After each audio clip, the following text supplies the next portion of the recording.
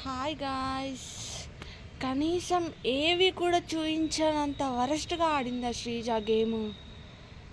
Already మీరు decide చేసుకుంది ఎందుకు అంటే అక్కడ ఓటింగ్ శ్రీజకి లేదా అంటే ఉంది. వైల్డ్ కార్డ్స్తోని మీరు టాస్కులు పెట్టి ఎలిమినేట్ చేయించారు. పోనీ ఆ టాస్కులలో శ్రీజ కరెక్ట్ ఆడలేదా అంటే మళ్ళీ అక్కడ కూడా తనే గెలిచింది 2 టాస్క్లలో.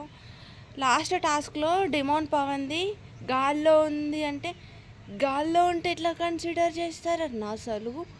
గాల్లో ఉంది, సో అదేమంటారు, హుక్ మీద పడ్డాం కాకి బజర్ కొట్టినాక హుక్ మీద పడ్డది. సో దాన్ని అక్కడ శ్రీజ మొత్తుకుంటుంది, అది బజర్ పడినాక పడింది, బజర్ పడినాక పడింది అనేసి. కానీ దాని మాట ఎవరు వినిపించుకోవట్లే. అక్కడ ఆల్రెడీ డిసైడ్ అయ్యారు కాబట్టి నాకు సార్ నేను ఇక్కడ ఉండి చూస్తున్నానమ్మా అని అన్నాడు. ఇంకా అలా అన్నప్పుడు శ్రీజ కామ్గా ఉంది. It's okay fine. కాకపోతే కనీసం ఏవి కూడా చూపించలేదు. So sad.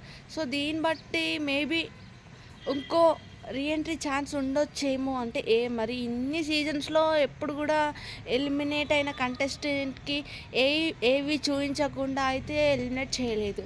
సో ఇప్పుడు శ్రీజకి చూపించలేరు కాబట్టి మేబీ తనకు రీఎంట్రీ ఛాన్స్ ఉండొచ్చు, మోస్ట్లీ ఉండొచ్చు. అంతే. Bye guys.